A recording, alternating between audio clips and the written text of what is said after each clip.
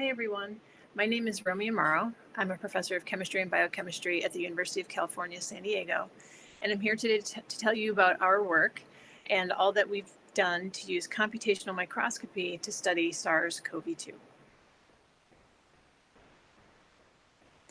So the work in my group uses a technique known as molecular dynamic simulations. And I like to think of this approach as a computational microscope because that's exactly how we're using it. So what we can do is actually build highly detailed three-dimensional models of living systems or biological systems, and then explore the wiggling and jiggling of their many atoms using these numerical methods. So nowadays, what we can do is actually combine multiple different sources of experimental data. For example, these could be different types of structural data sets, such as cryo-electron microscopy, X-ray crystallography, and tomography, together with approaches and methods like glycomics, lipidomics, and genomics in order to build these highly detailed systems at the atomic level. And then all we're doing is essentially defining a potential function, which I'm showing here, which describes the interaction of all the atoms in the system. And then we're integrating Newton's equation of motion over time. And so we perform this numerical integration millions and billions and trillions of time steps. And we're able to do that on very large systems thanks to years of effort to develop wonderful community based molecular dynamics codes such as NAMD, for example, which we've been running on the TAC Frontera and Oak Ridge National Labs Summit supercomputers. And so this is a massively parallelizable code that allows us to scale these calculations across hundreds of thousands of processors and get real performance gains. And so I'm really excited to tell you about how we use these data-centric simulation methods in order to pull together a whole bunch of different experimental data taken in different groups for SARS-CoV-2, and then extend our knowledge on what we know about the system. Okay, so by now, many of you are, of course, familiar with the virus known as SARS-CoV-2. So it basically looks like a golf ball with spikes sticking out of it. And those spikes are, in fact, called the spike proteins. And people care about the spike proteins for a few good reasons. So the first is that this protein sits on the outside of the virus, and it's the first point of contact that the virus has with the human cell. So it's a key component of the infection machinery. Also, it is a highly antigenic component. And so it is, as many of you probably know, one of the main components of the different vaccines that are now being gratefully injected into humans across the globe. So one of the key steps that has to happen in the infection process is that the spike protein, which I'm showing here in white, with little blue decorations on its surface, has to interact with another molecule or protein on the host cell or human cell. This molecule here is shown in yellow, and this is a zoom in of this interaction. The host cell receptor is called ACE2, angiotensin converting enzyme 2. And what happens is that the spike protein basically interacts with this receptor on the human cell via this little blue bit in the middle called the receptor binding domain.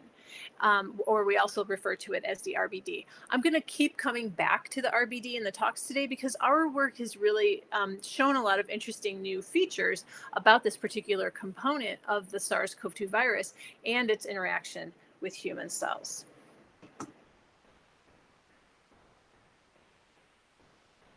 So our work relies heavily on the beautiful structural data sets that have been deposited into these open data sources. In particular, the first study that we really relied heavily on was one that was deposited actually in February of last year of 2020 by Jason McClellan and collaborators at the National Institutes of Health. And this data gave us a detailed picture of what the spike protein's head actually looks like. And you can kind of see that here. One of the interesting features of this system was that this little green bit at the top, that was how they colored at the time, the RBD, or that receptor binding domain. They saw that it was in the or open conformation. A few weeks later, another study by the group of David Wiesler at the University of Washington presented another study that largely recapitulated the same structure of the upstate, but they also developed a model of what the closed or downstate would look like. And so we took both of those structures and computationally filled in different loops and missing gaps, if you will, and we're able to create a model of the whole system. And you can see those here. So these are the complete models that were only possible to make with these computational methods. So the other thing that is really important for these systems that experimentalists can't see are something called glycans. And so glycans are what we call a post-translational modification. So basically we have the protein, the spike protein, and then it's decorated with essentially a coating of sugar. And it does this in order to hide itself or mask itself from the human immune system. So it turns out that our cells, our human cells, are also coated in these sort of sugary molecules. And so the virus, by decorating its foreign proteins with this sugary shield, actually, it's a mechanism that it uses to disguise itself from the components in the immune system that would otherwise recognize it as a foreign agent. So we actually were able, we used these glycomics data sets that were available from the group of Max Crispin, together again with Jason, and the data from Paris Duazadi at the University of Georgia, to build out at each of these different places on the spike protein what those sugars look like. And what was really cool about this is that experimentally they cannot see what these sugars look like. So this was a very a place where HPC has a lot to give, because it allows researchers to actually get views into this system that otherwise would be inaccessible to experimental techniques. So this is what our full spike protein actually looked like. So we have all of the domains. A large component of that comes from the cryo-EM, some of which we had to model. We had two different versions of the system, one that had the RBD in that up conformation, another within the down conformation. And we have all of our glycan molecules. You can see how they basically decorate the entire length of the protein.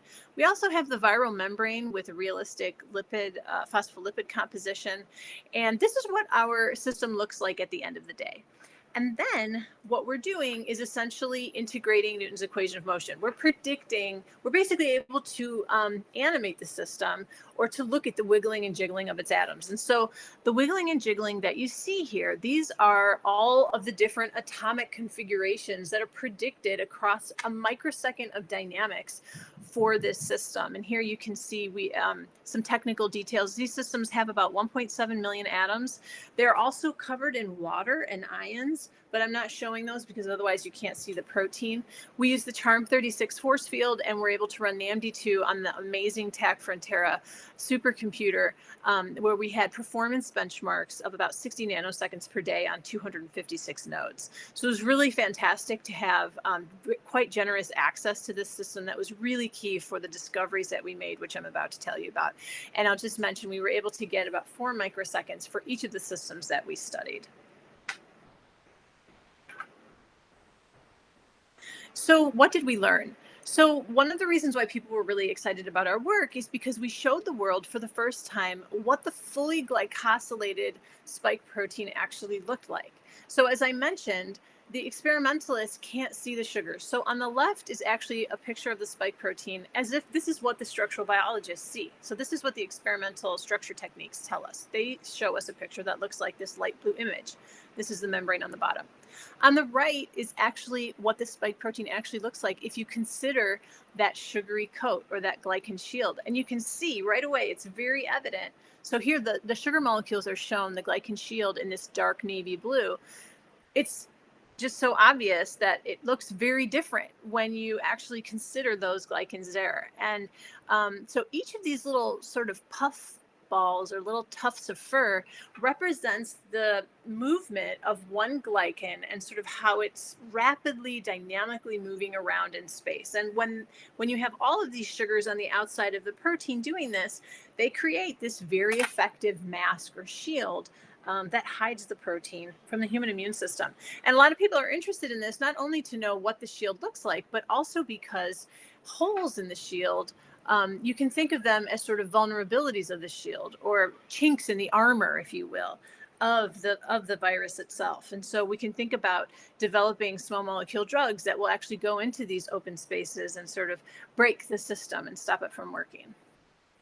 So our simulations actually showed why the spike actually opens and closes, or why it has that up and the down conformation. And this is so cool. So it turns out if you look at the closed spike, which has that receptor binding domain in the down conformation, what you see is that the spike has basically hidden the receptor binding domain. Again, I'm showing that here in this light blue. It's fairly well hidden underneath that shield. And here's a view from the side. You almost can't see it at all, just a tiny little bit sticking out. That's in contrast. If you look at the open spike, where that receptor binding domain is in that up conformation, you see it presents a completely different face to the ACE2 receptor. And this is really important. This light blue bit, as I mentioned, is the key part of the spike protein that has to make the handshake with the human cell.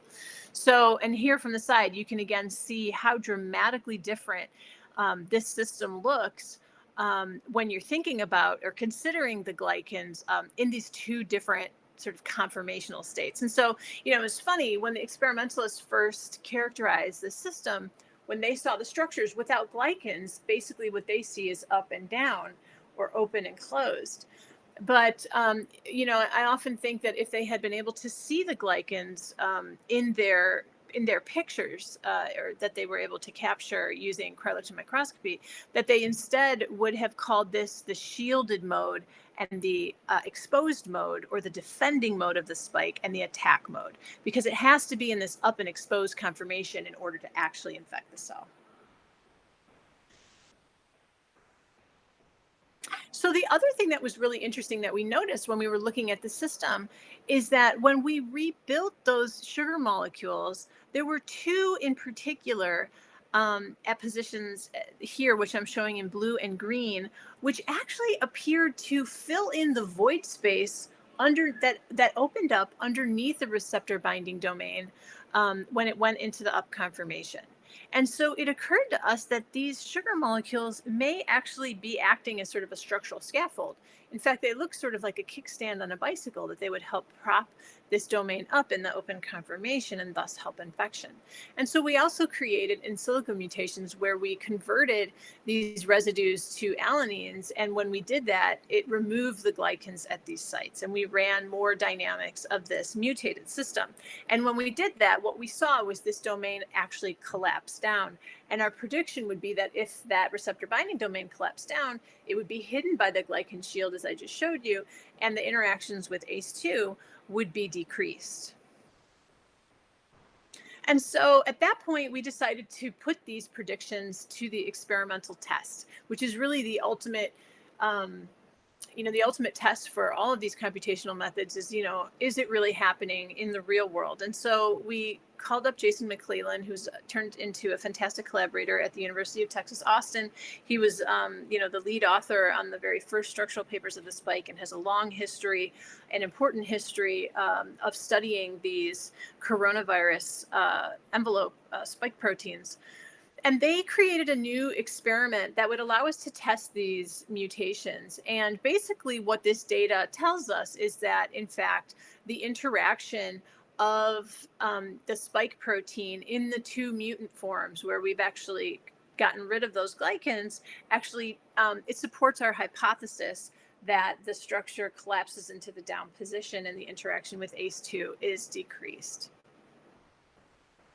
And so this work was published in October of last year in a wonderful journal called ACS Central Science. And, again, we're really excited about it. Just to recap, because simulations actually established, so beyond just showing the shielding, which we were all interested in knowing, many scientists around the world, these simulations also established a never before seen role of glycans in biomolecular systems. And that was that this study actually showed for the first time how these two glycans in particular actually acted not only to shield the spike, but as part of the infection weaponry itself by locking and loading the spike for infection. So another So that was just the first study, and we've continued to, as you can imagine, we're very interested to continue these studies. One thing, one of our next steps was actually trying to understand the full functional transition from the closed to the open state. So instead of just simulating the two end states, could we actually get an idea using molecular simulation of that opening pathway? But the problem is that it's very slow. It's a seconds. It's a times. It's on the seconds time scale in terms of how long it actually takes. And as I just showed you, we were looking at microseconds of dynamics. So there's many orders of magnitude that we're missing or we're typically unable to access using conventional molecular dynamics. So we partnered with Lillian Chong at the University of Pittsburgh, who turned into another fantastic collaborator. And she has been developing for a number of years a technique called weighted ensemble molecular dynamics, which focuses specifically on these functional transitions. And it does that by essentially reducing the amount of time that we spend sampling conformations that we really don't care so much about, and instead encouraging the system to go over or go along a particular what we call progress coordinate. In our case, that progress coordinate was sort of just, it was a distance of how open the system was becoming. And so we were able to, again, with generous access to the TAC Longhorn machine, we were able to run on 100 NVIDIA V100 GPUs for a few weeks and generate, actually, this is wrong, it's more than 100 terabytes of data. We generated about 250 terabytes of data. And in the process, we set a new high watermark for the size and complexity of systems that have been studied with weighted ensemble methods. I'm showing you here, that's why we gave it a little crown. And just to give you a sense, so if we wanted to use the conventional molecular dynamics that I told you about in the first story, in order to sample that opening transition, to get even one opening transition, we estimate it would take about 800 years to do that using ordinary or conventional molecular dynamics. This is in contrast to the weighted ensemble MD. With her technique, we were able to generate over 300 opening pathways in a matter of a few of 2 to 3 weeks, which was really awesome. And of course, it's this boost in efficiency, in fact, many orders of magnitude more efficient than standard MD, that really is an important advance for high performance computing in the space of molecular simulation with high impact to public health. And so this is a movie of what we actually saw. So we, again, we're simulating that closed to open transition where the receptor binding domain goes from the down to the up state. And I'm showing here again sort of the same imagery of the protein with various glycans in dark blue and the receptor binding domain in light blue. And there was one glycan in particular that I'm showing in hot pink that jumped out. And one thing that was really interesting about this was if we were just, this was a glycan that in the first set of studies, when we weren't looking at the opening pathway, but where we were just studying these two endpoints, it doesn't look like this residue is doing anything interesting. But when we actually look at the opening pathway, we see a completely different story. And that is that this pink glycan at position N343 plays a very important role where at the beginning it's helping to shield. But as the receptor binding domain opens, this residue does sort of like different hand jive type motions with other residues on the receptor binding domain and actually helps to kick up and out that receptor binding domain to achieve the up state. So this was a really interesting prediction, which again, we went back to Jason McClellan and they ran another set of experiments, not only mutating this particular glycan, but a series of other residues that we predicted would play important roles in this opening pathway. And they showed, in fact, a quite dramatic reduction in the ability of the spike to open and interact with ACE2 when we remove this glycan. So this was really cool because we showed essentially that this glycan acts as a gate that controls the opening of this really important pathogenic protein. So many of you have heard, of course, about the different mutations. And as you can imagine, these methods are also very handy or skilled at allowing us to give rapid assessments of the effects of these mutations and variants of concern. And I just want to highlight one study that we carried out together again with Jason McClellan and Rino Rapulli, who is a fantastic investigator in Italy. And here they have discovered a variant of the virus that has an really sort of extreme mutation where it's actually inserted an 11 amino acid stretch of residues, as well as introduce a new glycosylation site. And what I'm showing here are our predicted models, where not only do we have the insertion modeled in yellow, which completely remodels this important region that otherwise would be interacting with neutralizing antibodies. But here I'm showing where in gray, I'm showing how a neutralizing antibody binds to this site ordinarily. With this insertion and a glycan modeled, and again, you can see this glycan here in dark blue, you can see how inserting a glycan in that position basically completely obliterates the ability of these neutralizing antibodies to bind to that site. And so this is an escape variant, as we call it, because it actually, this virus was not susceptible to being neutralized by potent polyclonal patient sera. And so beyond just looking at the spike, we're also very interested, of course, to look at the other components more closely in terms of what it's interacting with as it approaches the host cell. And so we have carried out simulations of that ACE2 receptor. One of the interesting things we found here is that it actually undergoes, it has a very large and sort of unexpected degree of flexibility relative to the membrane, and actually can lean down and sort of touch the membrane. And we think it's sort of this mechanical flexibility actually really helps to facilitate the membrane fusion that must occur in order for the virus to actually infect the human cell. And so, so putting it all together, we're working towards really trying to understand in all atom detail how this molecule works, so how this very important spike protein actually infects the human cell. And, in doing so, we can create new ideas for potential therapies. And one of the really cool things that we've done also is develop a model of the interaction of the full-length spike protein with ACE2 across a 2 parallel membrane system, and actually used an AI-based method called Deep Drive MD, which is developed by Shantanu Jha at Rutgers and Arvind Ramanathan at Argonne, in order to help increase or accelerate the conformational sampling that we're seeing. And in fact, we saw a remarkable degree of stalk bending, which is a finding that has been supported by others, and where, again, it could be possible that we could develop therapies that might block that flexibility and thus decrease infection of the human cell. And then the other thing that we were really proud of that we were able to achieve as part of our Gordon Bell submission was actually the development of the full-scale viral envelope. And here what we've done is actually taken tomography data and used a multi-scale approach to fit in high-resolution spikes into that picture. So what I'm showing here is the full all-atom virus model of SARS-CoV-2. It has over 300 million atoms and sets a new high watermark for computational virology in terms of the size and complexity of systems studied. And here we again, really relied heavily on the wonderful architectures such as Frontera to do a lot of our prototyping work. And then we also ran the full-scale dynamics on Oak Ridge National Labs Summit machine, and had really fantastic scaling there to systems that took nearly, it can take nearly the whole machine.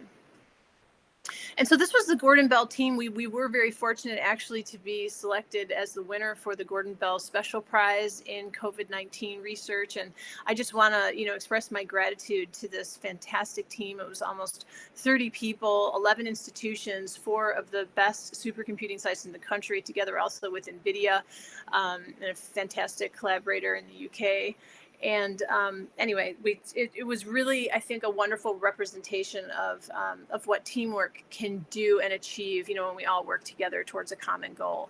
And on that note, I also want to say how SARS-CoV-2 or COVID-19 has presented the research and science world with a completely different new mode of operation, where worldwide collaboration and sharing has really jumped to the fore as being such an important part of the ethos of all of the work of ours and many others. And I was really sort of heartened by our field's response to sharing of data and methods and models together in ways that we've never done before. And that has been really fantastic. And it also led to the development by the NSF Molecular Sciences Software Institute, MOLSI, this wonderful new resource. It's the COVID-19 Molecular Structure and Therapeutics Hub, where researchers from all around the world have now been depositing their models, their methods, and their data sets so that we can share openly and learn from others. And I think particularly with artificial intelligence-based methods, over the longer term, this is going to be a very important resource for new studies that where there's really just unimaginable impact yet to be found there. I also just want to emphasize how important it's been to have high quality community software that's open access, such that any researcher around the world could help in the fight against SARS-CoV-2. And particular want to give a shout out to VMD and NAMD, who've just are fantastic scientific teams who have provided the community with such really terrific software for so long, and really grateful that they exist. And I want to just emphasize how important it is that we continue to support them. And then lastly, also, the other thing that was really unique about this whole situation was the COVID-19 High Performance Compute Consortium, which came online in March of 2020 and has provided our field with an enormous resource. And this was really a global effort that is awesome. And I know that I believe that they're sort of hardening this sort of approach towards readiness and resourcefulness in new ways, so that they can pivot the next time we have some type of global crisis. We will be even more ready. But this has been a really fantastic use of resources, and very important for the success of this work. And with that, I'd like to thank you for your attention. I have, as I mentioned, I've already shown one acknowledgement slide. There were so many people who made this work possible. In particular, Lorenzo Castellino, Ziad Gayeb, Abigail Dahmer, Tara Stain, Shirley Ahn. Adrian Mulholland's been a key collaborator throughout all of this. Elisa Feda, also Jason McClellan, Carlos Simmerling, so many people. So I'd like to thank all of those folks. I couldn't say everybody's name, and also the funding agencies and the compute sites for all their support.